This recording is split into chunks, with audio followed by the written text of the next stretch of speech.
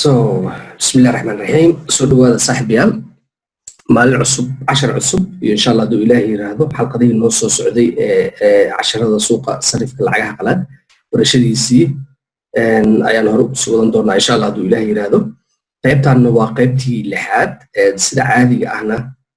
mar walba waxaa fiican in qofka marxaladda markaas uu maraayo iyo meesha markaas xaaladda ay taagan tahay inuu mar walba ku celceliyo muraajaca ee u noqoto wixii la soo dhaafay si waxa soo socda uu u fahmo. maanta casharkeena wuu ka duwan yahay casharadii hore kuwii hore waxay ahaayeen hordhac iyo in aan micnaha ka sheekeeno suuqa waxa uu yahay sida loo galo iyo waxyaabaha la sameeyo iyo waxyaabaha ugu horeeya albaabka hore qofka markuu taagan yahay inuu fahmo ay tahay. Laakiin maanta waxay noqonaya inaan qolka gudaha u galno oo aan suuqi liftirkiisa aan dhex fadhiisano meesha ay wax ay ka dhacayaanna aan ogaano si wax ay u socdaan. tusaalaha ugu horeeya soo qaatay sawirkan hortiina ka muuqda nin wato weyneyso oo kandaladii fiirinayo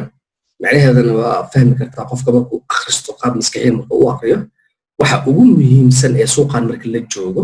laga soo tago ee fundamental analysis-ka waa candlestick-ga oo ah meeshii dhan ama lacagtii ku matalaysay oo ah muxuu ahaa ii sheeg lacagtii ka qarsooneed wixii ku matalayaan dhehe si marka u fahantid candlestick-ga waxay kaa caawinaya inaad ogaatid lacagta markaas aad ka tirid garaynaysid ee aad rabtid in suuqaasi aad wax faa'iidaha kaga qabsatid jihadeeda iyo meesha ay u socoto iyo xaaladda markaas ay ku sugan tahay saa u ogaatid. Okay, qaybtaa marka hadduu ilaah yidhahdo waxaan ku baran doonaa maxay yihiin Japanese candlesticks-ka ee annaga aan ku tirid garayno. casharadii hore sida caadiga aan usoo qaadanay waxay ka hadlayeen waxa ugu muhiimsanaa waxay ahayd saddex nooc oo loo akhriyo suuqan marka la joogo forex-ka. waxaan soo baranay line chart aan soo baranay bar chart iyo sidoo kaleeto candlestick saddexdaas nooc inay jirto. saddexdii noocaan rabnaa marka nooca ugu muhiimsan ee annaga ahaan marka aan suuqaani trade garaynayno noogu muhiimsan oo ah candlestick-ga in aan wax badan ka ogaano hadduu ilaah yiraahdo. qaybaha iyo noocyada candlestick-ga waxay usii kala baxaan ilaa 10 nooc ugu muhiimsan ee la rabo qofka in uu barto. marka maadaama 10ka nooc aan inta kusoo wada gabagabayn karin laakiin waxaan sameynaynaa insha Allah oo hordhaca hore aan baran doonaa 3 nooc oo ka mid ah kandalada 10ka ah ee hadduu ilaahay yiraahdo qof walba inuu dhigiisa furo si fiicanna uu u fahmo. haddii aad kandaladan fahantidna suuqan wax badan oo faa'iido ah ama aqoon ahna waa ka heli doontaa. cashirkaasna haddii aad si serious ah u qaadatidna wax badan oo faa'iido ahna inaad ku samayn kartid aan aaminsanahay insha Allah hadduu ilaahay yiraahdo. Okay, gudubna marka ugu horreyn marka waxaan u baahannahay inaan dul istaagno horta kandalkan siduu ku yimaaday iyo meesha uu ka yimaaday iyo waqtigii uu bilowday ee la isticmaalay. in aad suuqan horta forex kaga ganacsato kandalada Japanese stocks loo yaqaano waxaa muhiim ah inaan ogaano taariikhda. tusaale waxaan usoo qaatay sawirkan hortiina ka muuqda oo ah Japanese candlestick ayaan dhehe Japanka aalad ay isticmaali jireen qarnigii 17aad markii la joogay kulley waa dhowr 400 iyo wixii ka badan oo sano hadda kasoo wareegatay. xilligaas marka waxay isticmaali jireen Japaneeska aaladan loo yaqaano candlestick-ga oo ay kaga ganacsan jireen bariiska. waxyaaba ugu caansan ay ku ganacsan jireen waxaa ka mid ahaa bariiska sida hadda sawirkan hortiina ka muuqda aan usoo qaatay falaarahan hoosta u socda arkaysiin xariijimooyinkan iyo waxaan oo dhanna marka la joogo suuqa forex-ka waxay matalaan in ay yihiin candlada sticks-ka buyga ama sell-ka ah iyo sidoo kaleeto xariijimaha loo yaqaano supportiga iyo resistance-ga. haddaan dib ugu noqono candlestick-ga ninkii keenay magaciisa waxaa la dhahaa wuxuu ahaa ii sheeg sida hortiina ka muuqato waa kana Steve Nixon la dhahaa. nin reer galbeed ah oo magaciisu ahaa Steve Nixon ayaa ogaaday farsamadan qarsoodiga ah ee loo yaqaano candlestick-ga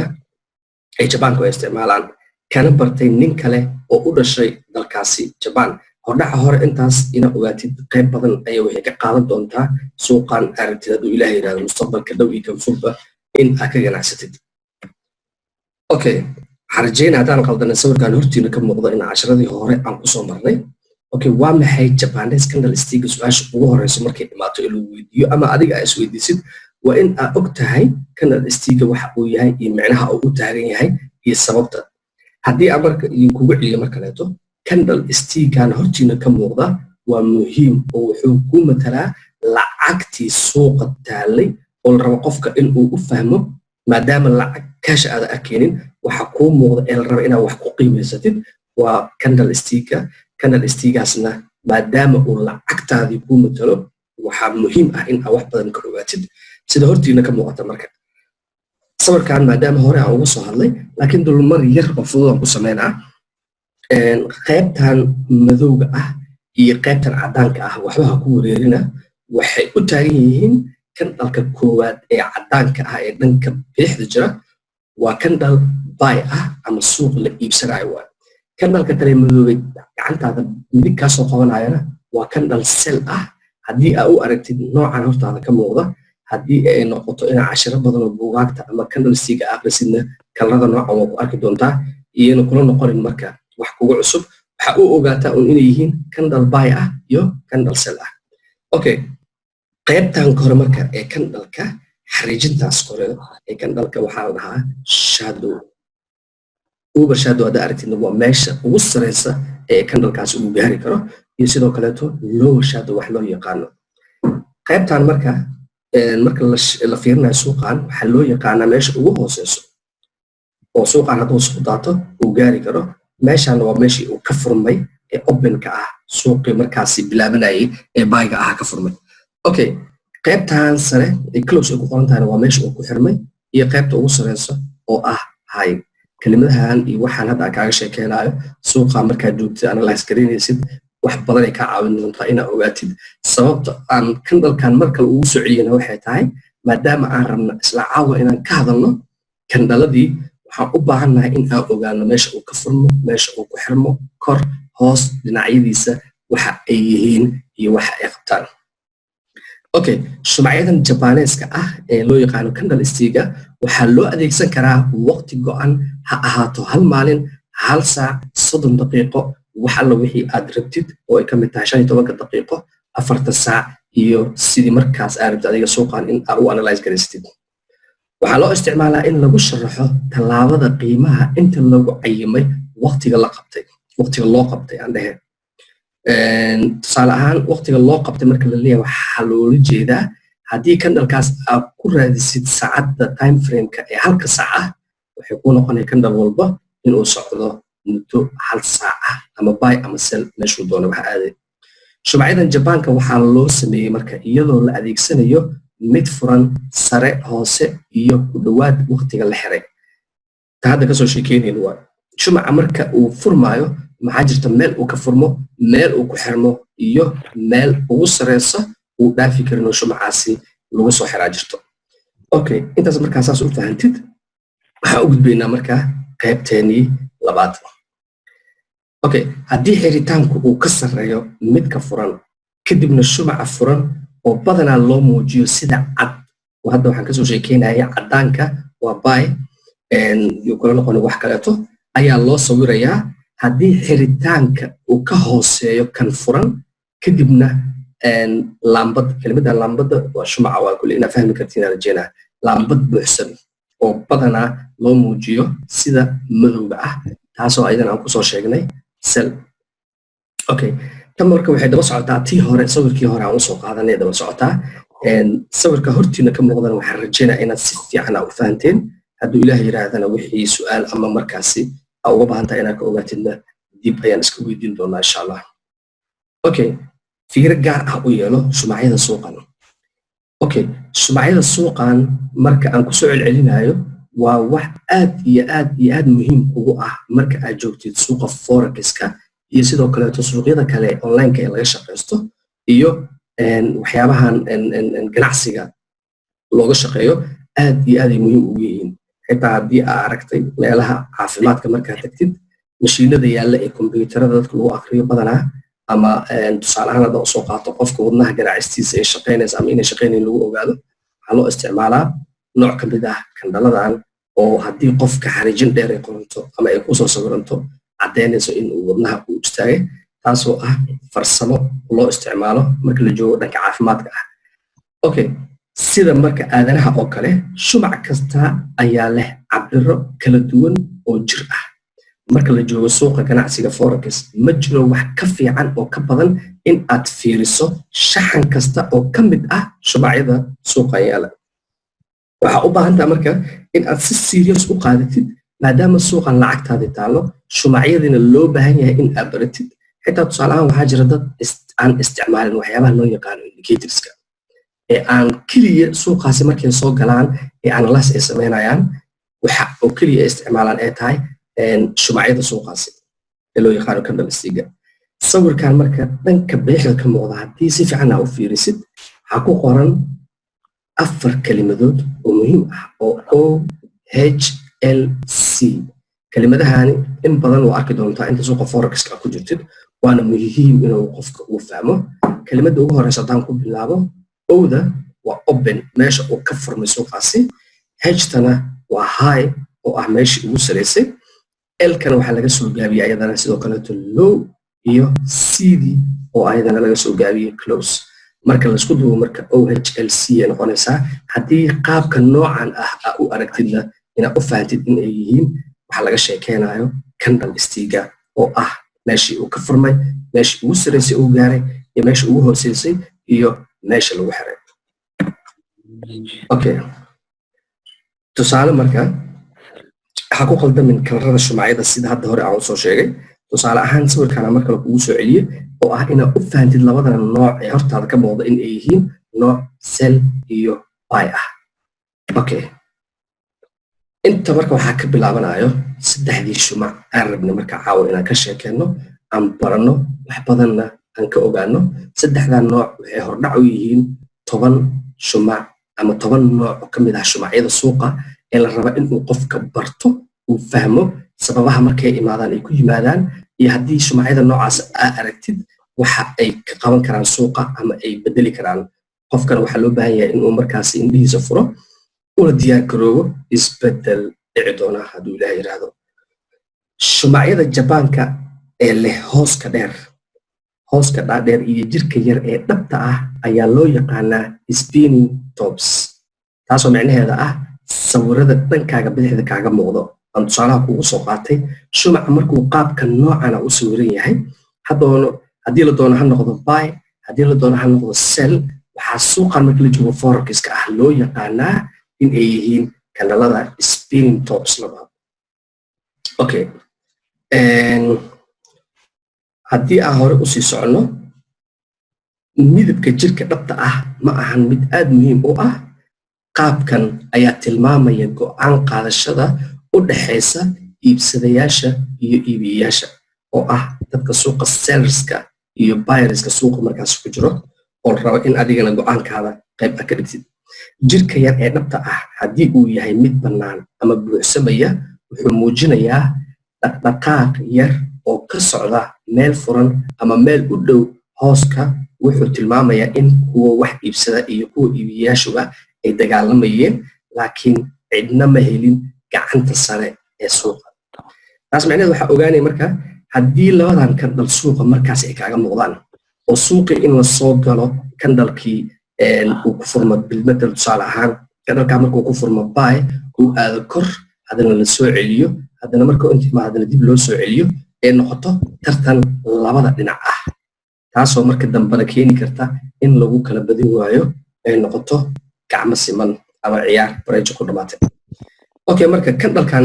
marka aad ku aragtid suuqa maxaa loo baahan yahay marka inkasta oo kalfadhigu furmay oo la xiray isbedel yar haddana qiimuhu si aad ah ayuu u hooseeyey uguna hooseeyey waqtigaasi iibsadayaasha iyo iibiyayaasha midkoodna ma heli karin gacanta sare natiijaduna waxay ahayd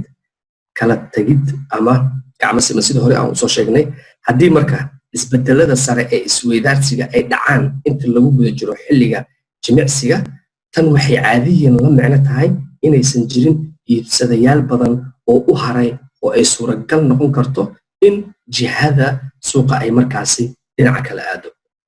taasoo micnaheeda ah haddii suuq ku soo socday sell oo hoos u socday shumacyada noocaana aad ka heshid isbedel markaas u diyaar garow oo suuqii jihadii uu u socday maahane jiha kaleeto oo ah jiha kore in la aadi rabo haddii qaababka sarreeya oo isbedelada ah inta lagu guda jiro hoos u dhactan micnaheedu wuxuu yahay inaysan jirin iibiyayaal badan oo u haray oo ay suuragal noqon karto in ay jihada suuqa bedelato ama ay jihada dhinaca kala aado okay marka kandhalada noocaana loo yaqaano spinning topiska waxay sidoo kaleeto suuqa ay ku sameeyaan isbedel laakiin la rabo markaas qofka inuu ogaado badanaa marka intee laga helaa kandhalada noocaan ah qofka inuu ku xisaabtamo fiican kandhalada noocan ah marka hore waxaa fiican in aad ku raadisid saacadaha waaweyn sida 4 saac 3 saac 2 saac 1 saac iyo wixii muxuu ahaa ii sheeg ka badan sida day oo kaleeto week oo kale waa laga helaa laakiin qofka ah marka day traderka ee ku trade garaya 30 daqiiqo iyo wixii ka yaray 15 daqiiqo ah laftirkooda wuxuu ka heli karaa meelaha sakxadda iyo saqafka loo yaqaano ee aan usoo sheegnay supportiga iyo resistancega eriyooyinkaas meelaha ugu badan ee laga heli karo suuqa ah okay sidoo kale waxaa jira asagana nooc kaleeto oo loo yaqaano maribuso kelimadan maribuso waa kelimad af Japanese ah macnaheedu la ogaan doona insha Allah haduu Ilaahay yiraahdo laakiin waa nooca labaad ee aan rabno asagana in aan caawo haduu Ilaahay yiraahdo aan wax badan aan ka ogaano sida guud marka sawirkan hortaada uu ka muuqdo shumacan dhanka cadka dhanka bidix jira waa shumac buy ah haddii tusaale ahaan su'aal aan ka weydiiyo shumacan waxbaa ka maqan oo aan ku baranay shumacyada kale wali qofkii fahmay ama si fiican u fiiriyay sawirada uu fahmi karaa xariijin hoose oo suuqan ii sheeg ma laha xariijin hoose ma laha xariijin korna ma laha sidoo kale tan kanseelka ahna ma laha qayb kore iyo qayb hoose shumacan macnaheedu marka waa shumac ku bilowday buy ilaa laga geeyo meeshii ugu sarreysay suuqana ku dhamaaday buy haddii marka xaaladda noocan ay dhacdo oo shumac sida u samaysan suuqa ku aragtid macnaheedu waxay tahay in suuqaasi uu jihadii hore bedeshay uu yahay suuq buy ah lana rabo markaas in aad diyaar garowdid adigoo analyze-kaaga iyo waxyaabahaagii kaleetana samaysanayo taas macnaheedu ma aha in shumaca keliya aad ku trade garaysid laakiin waa inaa heshaa wax kuu conform garaynayo sidii supportiga iyo resistancega aan kasoo sheekeynaynay haddii marka shumacan mar walbo ama supportiga resistancega soo samey ama ha soo sameynin 90% waxay u badan tahay iyo 5 waliba haddii shumacan uu kasoo dhexbaxo suuq ku socday sell suuqaasi in uu jihadii bedel rabo oo uu buy aadi doono sidoo kale waxaa la mid ah marka shumaca selka ah ee la iska iibinayo haddii qaab noocan uu ku furmo sidoo kale intaanan tan u gudbin aan ogaano shumacan markii uu yahay buy ee suuq la iibsanayo wuxuu ka bilowdaa qaybtan hoose wuxuuna ku xirmaa qaybtaas koreeto shumacan labaad ee selka ahna waa cagsigiisa wuxuu ka soo bilaabmaa qaybta kore wuxuuna ku xirmaa qaybta hoose ee ku qoran tahay black marbuzo okay labada marka sidaas u kala fahanti marka isla cagsiga kan hadda aan ka soo sheekeynay waa kan sidoo kale haddii shumac noocan ah ee suuq la iska iibinayo ama suuq sal ah oo ka soo muuqdo shumac buuxa ee aan lahayn waxyaabaha loo yaqaan shadowga ama xariijimaha yaryar ee qeybaha hoose iyo kor ka soo baxa waxa xaqiijisanaysaa shumacaasi inuu ku siinayo fariin ama signal ah in suuqaasi jihadii uu bedelo rabo oo suuq sell hoos u socon doona ah waxaa la rabaa markaasi in analyze-kaaga samaysatid meelaha take profitka iyo stop loss-ka aad dhiganaysidna aad diyaarsatid wixii markaas qorshaha maalintaada ah ee inta bib ah ugu talagashayna in suuqaasi aad kala baxdid okay nasiib wanaagsan taasi ma aha waxa loola jeedo maribuso macnaheedu waa ma jiraan hooska jirka oo haddaan ka soo sheekeynay hooska jirka oo xariijinteed kor iyo hoos kala mari lahayd waxay ku xiran tahay haddii shumaca jirku uu buuxiyo ama bannaan yahay kuwa sare iyo kuwa hooseba waxay la mid yihiin kuwa furan ama u dhow okay midabka cad ee maribuso asagana waxaa ku jira jir cad oo dheer oo aan lahayn qayb hoose qiimaha furan wuxuu la mid yahay qiimaha hooseeya iyo qiimaha dhow wuxuu la mid yahay qiimaha sare taasoo macnaheeda ah in shumacani eeba ku jirin wax sellers ama buyers ah haddii tusaale aan kala qaado shumacan markii uu bilaabanayay wuxuu ku bilowday buy wax sellers ah suuqan soo galayna malaha taas macnaheeda sellerskii suuqa waa looga awood batay oo waxaa ku gacan sareeyo qolada buyerska oo la rabo markaas inaad ogaatid haddii candlekan uu ku xirma xaalad noocan oo kale ahna wuxuu kuu xaqiijinaa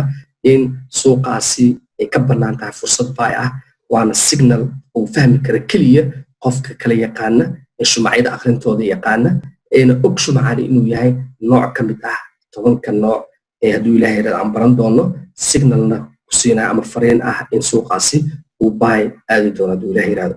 okay taasna waxaan rajeynaya inaan isla fahanay labadan shumac iyo sababaha midda kale intaana ka bixin labadan shumac waxay ka dhashaan suuq buy ahna way ka dhashaan suuq sell ahna way ka dhashaan oo hal nooc kaliya kuma yimaadaan suuq haddii sell uu kusoo socday uu candlekan ku yimaado waxay caddaynaya in markaasi jihadii uu bedelo rabo isla sidoo kaleeto suuq buy ku socday haddii candlekan laga helo sidoo kale jihada in uu bedelo rabo oo suuqaasi aadi rabo sell okay qaybta marka ku xigto ee saddexaad ee muhiimadda caawa aan rabna inaan ka hadalno waa nooc ka mid ah noocyada ugu muhiimsan suuqa marka la joogo ee loo yaqaano doji isagana waxa uu ka mid yahay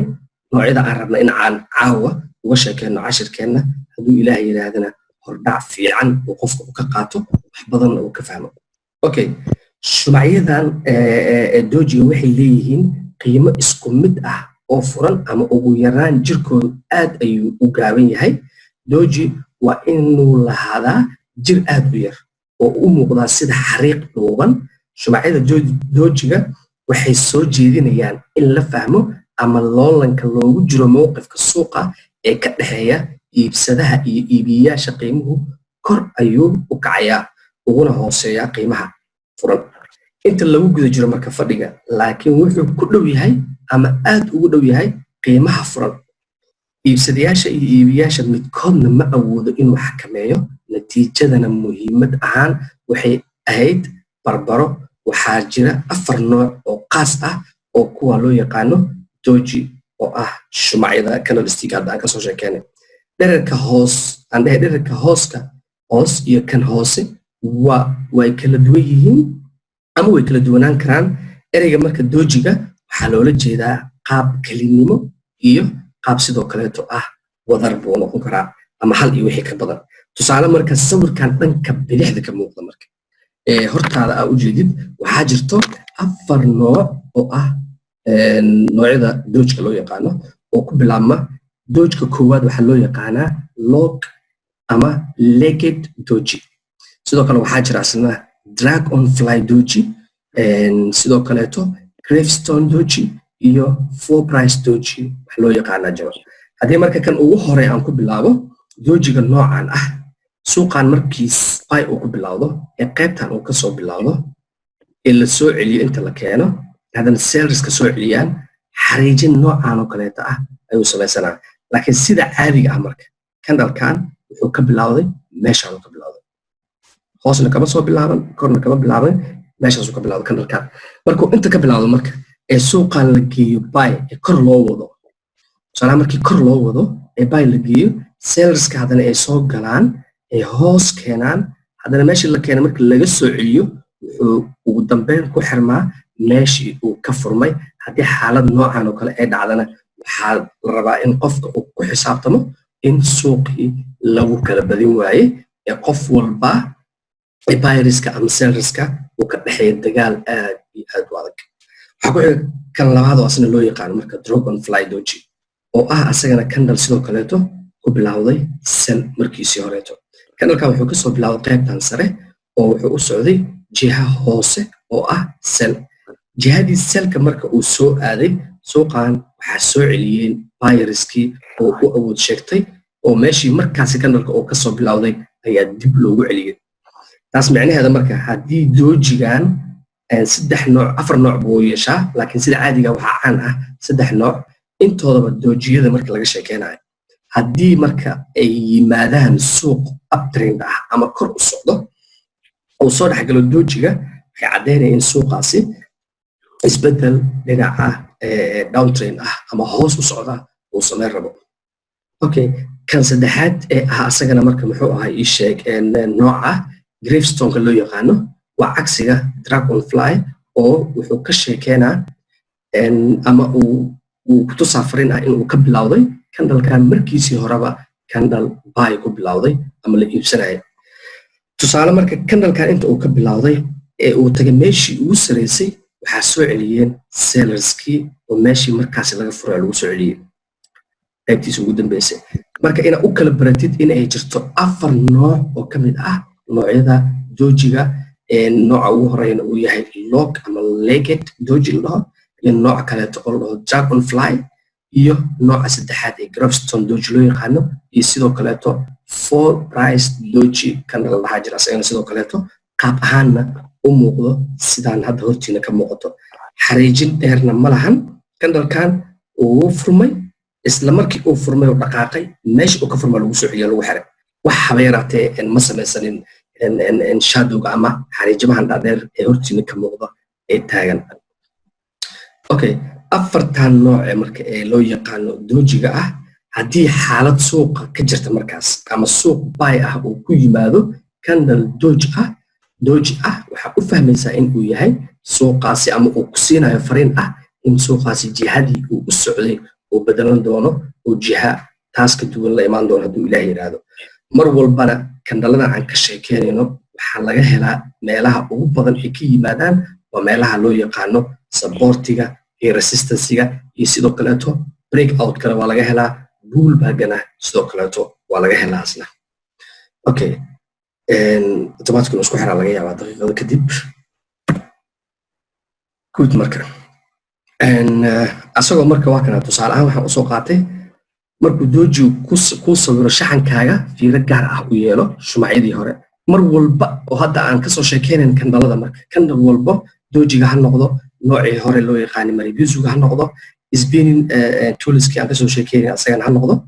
mar walba oo kandhalada noocaasa aragtid waxay ku wadaan fariin ama signal ah in suuqa jihadii uu bedelan rabo laakiin yaa fahmi kara waa marka su-aasha meesha taalo qofka haddii uusan aqoonin sida loo aqriyo kandhalada way ku adkaanaya in uu fahmo kandhalkaasi iyo fariinta uu wado okay haddii marka dooji oo samaysmo kadib dhowr taxane oo shumacyo leh jir dhaadheer sida white marabus doojiga marka wuxuu ku tilmaamayaa in iibsadayaashu ay noqdeen kuwa daalay oo daciifay taasoo micnaheeda ah haddii uu jiha buy uu ka yimaado shumacan sida hadda kan ugu hore inta ka muuqato haddii buy uu ku yimaado ee buygii inta lagu xiro kadibna aa aragtay shumacan doojiga ah micnaheeda waxaa u ogaanaysaa in buyerskii awoodooda ay suuqa kasii dhammaanayso oo ay sellerska markaasi suuqa soo galayaan taasoo ah marka fariin la rabo in aa fahantid haddii suuq fariintan ku siiyo marka ee doojigan aa ka heshay aa u geshid jiha buy ah xagadaa marka iska khasaariyey oo soomaalida waxay ku maamaahi jirtay halbacaad lagu lisay marka taasna waxaa waaye halbacaad lagu lisay caanaheeda oo ku daayeen okay intaasna tusaale waaye tan labaadna cagsigeeda waa haddii candleka yimaado kor ee hoos u socdo ee asel uu yimaado dooji candlekan waxaa fiican mar walba in aad taxadirtid oo haddii aaba aragtid 10kan nooc ee candhalada ah in aadan suuqaasi ku degdegin hadduu ilaah yidhaahdo okay si qiimuhu marka kor ugu sii socdo iibsadayaal badan ayaa loo baahan yahay laakiin ma jiraan hadda iibiyayaashu waxay jarayaan cutubyadooda waxayna raadinayaan inay soo galaan oo ay hoos u dhigaan taasoo micnaheeda ah qolada sellerska oo markaasi seeftooda diyaar u tahay ayaa suuqaas soo geli doona haddii suuqaasi buy aa u raacdidna waxay noqon doontaa in aa ku khasaartid okay waxaan rajeynaa marka saddexdaasi kandhal ee caawa aan kasoo sheekeynay ee noociisa koowaadna uu ahaa muxuu ahaa ii sheeg nooca loo yaqaano spinning tops oo ah labadan sawir ee hortiina ka muuqata iyo nooca labaadaasna sidoo ah marabuzu oo qaabkan u samaysma iyo nooca saddexaad oo ah dooji candle oo usii kala baxa ilaa 4 nooc sidoo kale waxaa imaan doonta qaybaha dambe hadduu ilaah yidhaahdo kandhalada dambe ee aan rabno inaan ka sheekeyno waxaa jirto kandhalo isku raaca 2 waxaa jira kandhalo isku raaca ilaa 3 iyo qayb dhif ah oo ayadana 4 isku raacdaa jirto laakiin inta ugu muhiimsan hadduu ilaah yidhaahdo habeenba qayb yaraan ka qaadan doonaa si markii wixii ay bataan aa isugu kabsatid supportigaaga iyo resistancegaaga iyo noocyadii kala duwan ee wax loo taxliilinaya aan soo barinana in aa ku lamaanaysid hadduu ilaahay yidhaahdo insha allah kaasna wuxuu ahay tusaalaha marka waxaan sameynaynaa sidoo kaleeto doojigiya marka noo socdo oo tusaalihi hadda aan kasoo sheekeynayna kii hore wuxuu ahay buy isla marka sell marka suuqa uu yahay waxaa imaan karto candle u muuqda sidaan candlekan madow sida hore aan ugu soo sheekeynay waa candle sell ah ha ku quldoomin candlekan waa candle hoos loo wado ama suuqaasi la iska iibinayo haddii candle suuq la iibinayo oo sidaa u buuxa aad aragtid ee hoostiisa ay ka dambeyso candle dooji ah macnaheedu waxay noqonaya suuqaasi in jihadii uu bedelo rabo tusaale marka haddii dooji samaysto kadib dhowr taxane oo shumacyo leh jir dhaadheer oo sida black maribozuga calaamadaha doojiga waxay muujinayaan in iibiyayaashu ay daaleen oo ay daciif yihiin si qiimuhu usii socdo hoos u dhaca maxaa loo baahnaa marka iibiyayaal badan ayaa loo baahan yahay laakiin iibiyayaashu dhammaantooda waa